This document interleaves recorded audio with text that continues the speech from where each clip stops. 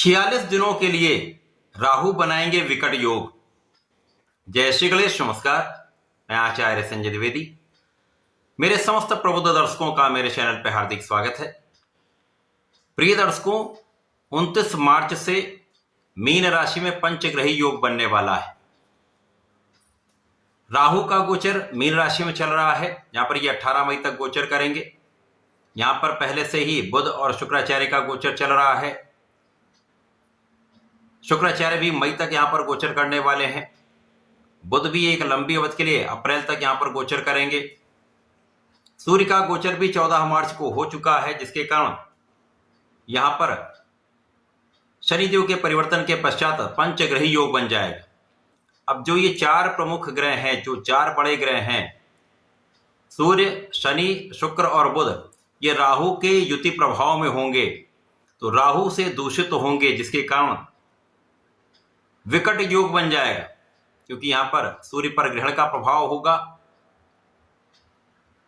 शनि असाध्य योग में होंगे, अनप्रेडिक्टेबल योग बनेगा, शुक्राचार्य दूषित होंगे, बुध पर जड़ दोष का प्रभाव यहां पर प्राप्त होगा। तो ये चारों ग्रह राहु से दूषित हो रहे हैं। परंतु यदि हम समस्त स्थितियों का अवलोकन करेंगे तो यहां पर हम पाएंगे कि सूर्यदेव जिस समय ये 29 मार्च को परिवर्तन शनिदेव का होगा, उस समय 15 डिग्री पर पहुंच चुके होंगे। तो सूर्य पर ग्रहण का तो प्रभाव नहीं होने वाला है, परंतु यहां पर बुध और शुक्र राहु के प्रभाव में होंगे, क्योंकि उनकी डिग्रियां 4 और 6 डिग्री होने वाली।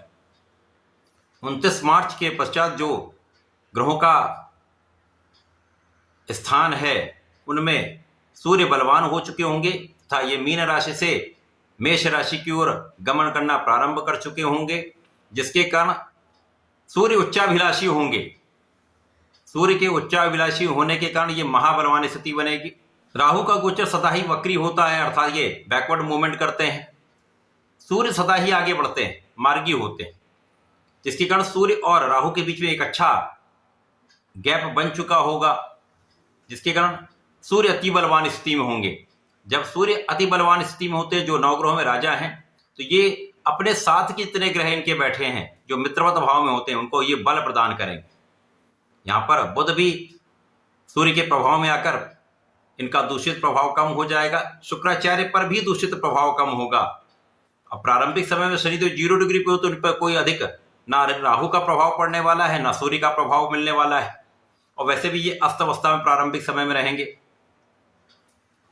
आज मैं सिंह राशि के लिए, जो सूर्यदेव की ही राशि है, इस पंचग्रही योग का, राहु के इस विकट योग का किस प्रकार का प्रभाव प्राप्त होने वाला है, किन किन भावों को ध्यान रखते हुए आपको इस समय में आगे बढ़ना है, इस समय में किस प्रकार से आप लाभ ले सकते हैं अथवा समस्याओं का निराकरण किस प्रकार करना है, संपूर्ण विश्लेषण मैं पूर्ण तरीके के साथ करने जा रहा हूं। प्रिय दर्शकों, इस राशिफल को आप अपने लग्न तथा राशि दोनों के अनुसार देख सकते हैं। सिंह राशि के लिए ये जो पंचग्रही योग बन रहा है, वो आपके अष्टम भाव में बन रहा है। अष्टम भाव जो आयु का भाव है, मृत्यु का भाव है, डिप्रिसिएशन का भाव है, यहां पर पंचग्रही योग का बनना कहीं ना कहीं सिंह राशि के लिए समस्या का कारक बन रहा है। क्योंकि शनिदेव यहां पर पहुंचेंगे तो सिंह राशि पर शनि की ढैया का प्रभाव आरंभ हो जाएगा। प्रारंभिक समय में जो 46 डेज हैं, जो 46 दिन है, इसमें शनिदेव प्रारंभिक समय में उतने बली नहीं होंगे, परंतु जैसे जैसे इनका बल बढ़ता जाएगा, ढैया का प्रभाव भी प्राप्त होना प्रारंभ हो जाएगा। इसी प्रकार से राहु अष्टम भाव में गोचर कर रहे हैं, जो कहीं ना कहीं कुछ समस्याएं भी दे रहे हैं। ये यहां पर अचानक कुछ ऐसी चीजें हो सकती हैं जो आपके लिए लाभदायक ना हो, परंतु यहां पर सूर्य बहुत कुछ संभालने वाले हैं, क्योंकि लग्न के स्वामी होकर यहां पर गोचर करेंगे, उच्चाभिलाषी होकर अत्यंत बलवान हो चुके होंगे, तो बहुत कुछ स्थितियां यहां पर बैलेंस हो जाएंगे। परंतु अष्टम भाव का ये समय 46 दिन जो है, ये आपको बहुत ध्यान रखना होगा, सावधानियां रखनी होगी। विशेष रूप से अपने स्वास्थ्य का बहुत ध्यान रखना होगा। यहां पर स्वास्थ्य समस्याएं कष्ट का कारण बन सकती हैं। अचानक धन हानि का भी योग बनता है। यद्यपि यहां पर धन प्राप्ति होगी, परंतु धन की हानि का भी योग बनता है। तो धन के संचय का अथवा धन के समायोजन का आपको ध्यान रखना चाहिए। यहां पर किसी प्रकार के लॉटरी सट्टे में पड़ने से बचें। शेयर मार्केट के उतार चढ़ाव से आपको बचना चाहिए। अचानक धन प्राप्ति के जितने भी स्रोत होते हैं उससे बचने का प्रयास करें। लंबी अवधि के लिए जितने भी इन्वेस्टमेंट हैं वहां पर आप इन्वेस्टमेंट कर सकते हैं, वहां पर भी विचार करके आप करें। इस समय में कार्यक्षेत्र भी कहीं ना कहीं बाधित तो हो रहा है, कार्यक्षेत्र पर भी समस्याएं आएंगी, उतार चढ़ाव की स्थिति बनेगी, उच्चाधिकारियों से नहीं बनेगी, मतभेद होंगे। यद्यपि इस समय आपका किया हुआ परिश्रम आपके लिए कार्यक्षेत्र में निरंतरता बनाने वाला होगा, परंतु बहुत बड़ा लाभ यहां पर आपको प्राप्त नहीं होगा। इसी प्रकार से इस समय में आपकी स्वास्थ्य समस्याओं के कारण अथवा जो तनाव के कारण कार्यक्षेत्र में उतार चढ़ाव की स्थिति के कारण आपको उतना लाभ नहीं मिल रहा है, उतने लाभ की प्राप्ति नहीं हो पाई, जिसके कारण आपके मानसिक तनाव में तथा शारीरिक तनाव में यहां पर समस्या आ सकती है। तो आपको अपने स्वास्थ्य का भी ध्यान रखना है, अनावश्यक तनाव से बचना है। इस समय परिवार के मध्य में भी आपकी वाणी के कारण यहां समस्या आ सकती है, तो परिवार के मध्य में विशेष रूप से आपको अपनी वाणी बहुत संयमित रखनी चाहिए। पिता का पक्ष भी पीड़ित हो रहा है तो पिता के साथ सामंजस्य बनाकर चलें, पिता का नित्य आशीर्वाद लें। यदि पिता का सहयोग आप लेते हैं तो आपकी बहुत कुछ समस्याएं यहां पर कम हो जाएंगी। वाणी पर नियंत्रण करेंगे तो विवाद किसी प्रकार का नहीं होगा, क्योंकि बहुत कुछ समस्याएं आपकी वाणी के कारण होने वाली है, आपके अहंकार के कारण होने वाली है। तो यहां आपको विशेष रूप से ध्यान रखना होगा।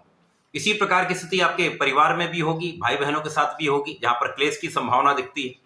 तो सिंह राशि के लिए ये समय 46 दिन का जो है वो कहीं ना कहीं समस्या करने वाला है, आपको ध्यान देने की आवश्यकता होगी। रिश्तों को बनाकर रखेंगे, सामंजस्य बना लेंगे, धैर्य रखेंगे तो समस्याएं कम से कम होंगी।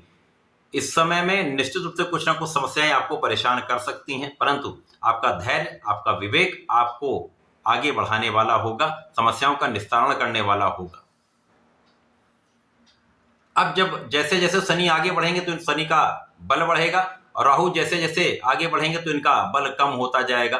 तो प्रारंभिक समय से राहु का प्रभाव अधिक नकारात्मक प्रभाव प्राप्त होगा, उसके पश्चात धीमे धीमे ये समस्याएं कम होती जाएंगी, परंतु शनि की ढैया का प्रभाव बढ़ता जाएगा, जिसके कारण इन 46 दिनों में कार्यक्षेत्र में आपको पूर्ण निष्ठा के साथ काम करना होगा। किसी प्रकार की लापरवाही यहां पर नौकरी में नौकरी से विच्छेद करा सकती है। मतभेद के कारण आपसी तनाव बढ़ सकता है, आपका अच्छा कोऑर्डिनेशन नहीं बन पाएगा, आपके सहकर्मियों के साथ अथवा उच्चाधिकारियों के साथ, शासन प्रशासन के साथ कहीं ना कहीं कानूनी समस्याओं का भी योग बन जाता है। तो यहां पर आपको बहुत ध्यान देना होगा। इस समय में आकस्मिक निर्णय ना लें। अचानक कुछ भी आया, आपने सोचा ये बहुत अच्छा अवसर है, ऐसा अवसर आप लेने से बचें। इस समय में आगे के लिए ये अच्छा नहीं होगा। जहां पर आप कार्य करते हैं, कर रहे हैं, प्रयास ये करें, ये समय आप धैर्य से निकाल लें। 46 दिनों के बाद स्थितियां कुछ बेटर होंगी, यद्यपि ढैया का प्रभाव होगा, अवरोध होंगे, समस्याएं आएंगी, परंतु आपका धैर्य ही यहां पर काम आएगा।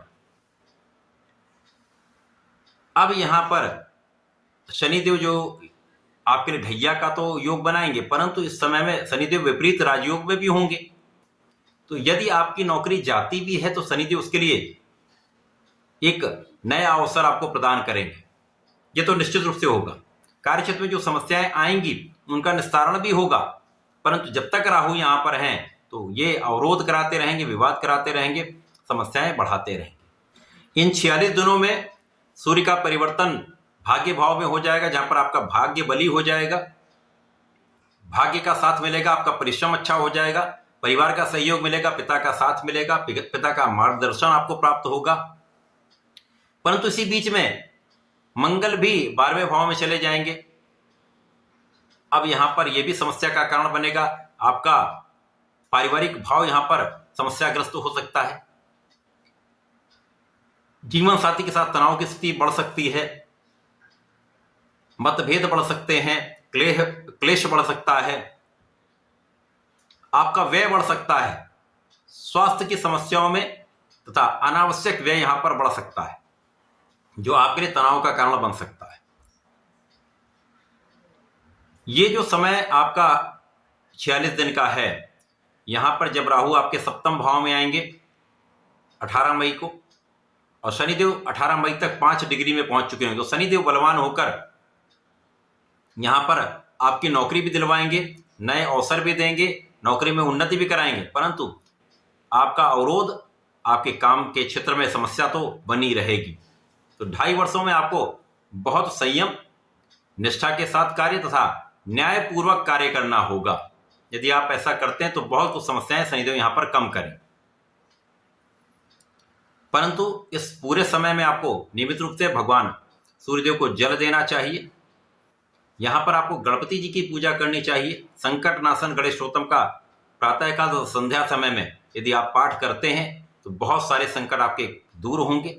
संकट मोचन का आप दर्शन करें। प्रत्येक मंगल शनिवार को दर्शन करके उनके चरणों से टीका अपने मस्तक पर लगाएं तथा सुंदरकांड का एक बार भी पाठ आप इन दोनों दिनों में से किसी एक दिन कर लेते हैं तो विशेष लाभ मिलेंगे। समस्याएं कम से कम होंगी, अवरोध दूर होंगे, लाभ अवश्य प्राप्त होगा। तो ऐसा करके समय का उपयोग करें। धन्यवाद, नमस्कार।